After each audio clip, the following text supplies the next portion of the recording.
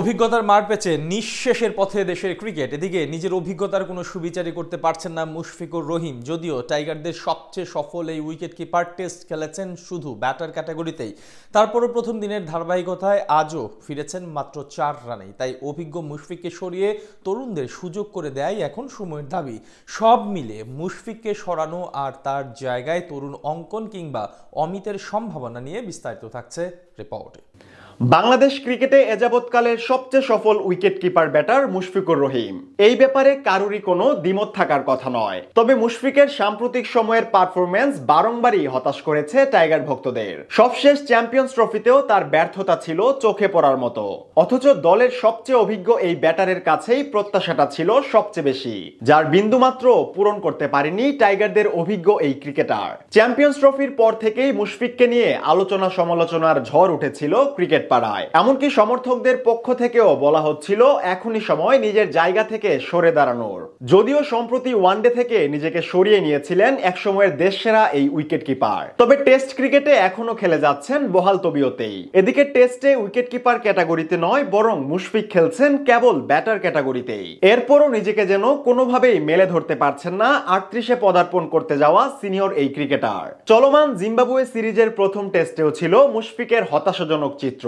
কেননা শুরুর দিনে 18 বলে মাত্র 4 রান নিয়েই বিদায় হন টেস্টের সবচেয়ে অভিজ্ঞ এই ক্রিকেটার। তাই আজকেও তার প্রতি প্রত্যাশাটা ছিল অনেক বেশি, কিন্তু মুশফিক যেন হারিয়ে গেছেন কোনো এক গোলক ধাঁধায়, যেখান থেকে ফেরা এই যাত্রায় সম্ভব কিনা তা জানা নেই কারুরই। এদিকে প্রথম দিনের ধারাবাহিকতায় আজও মাত্র 4 রানেই বিদায় নিয়েছেন তিনি। আর তার এমন হতশ্রী পারফরম্যান্সে রীতিমতো হতাশায় ডুবেছে টাইগার প্রেমীরা।